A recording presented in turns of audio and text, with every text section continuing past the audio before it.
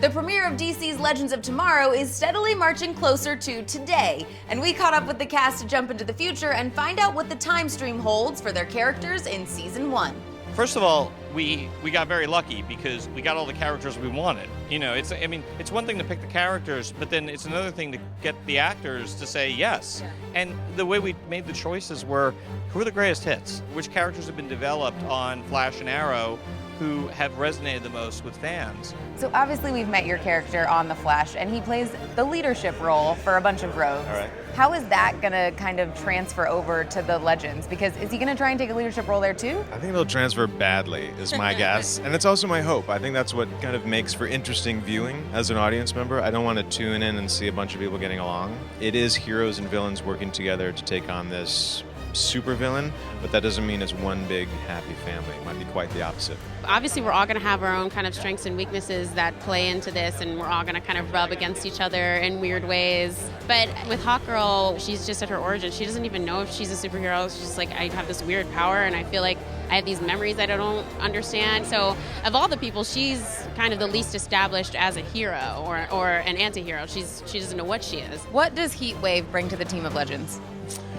He brings that kind of unpredictability, that psychotic force, if you will.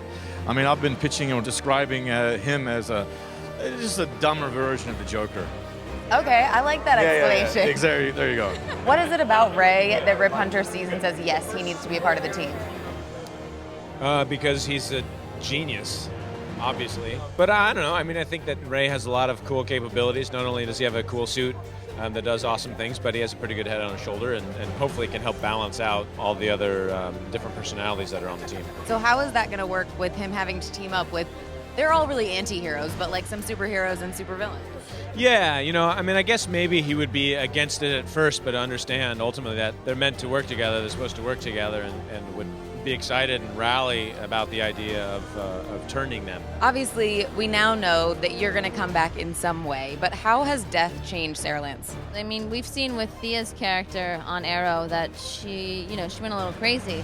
And for Sarah, she's been dead a long time. And I would imagine that crazy is amplified, especially considering she was already a little off. But she's still Sarah Lance. Will we get to see your other half, and could it possibly be a different person playing it? Well, you will see, yes, the first episode of The Flash Season 2, you will see all of this explained, and it will come to fruition, and you will have a clearer picture of what's to come. So a lot of the questions will be answered. I promise. I feel like this team has to come together to fight those villains. Tell me about Vandal Savage becoming the big bad for the first season. Well, Vandal is an immortal, and how you're supposed to go back in the past and deal with a guy who never dies is kind of a tall order.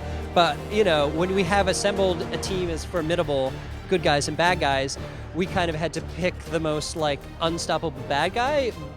We haven't figured out how to vanquish Vandal, so hopefully we will figure that out so they can figure it out. But in the early episodes, the more pressing danger is going to be how we can keep from killing each other, because we're sort of our own worst enemy. And just to see these people traveling through history and would you trust Leonard Snart going back into the 70s? No.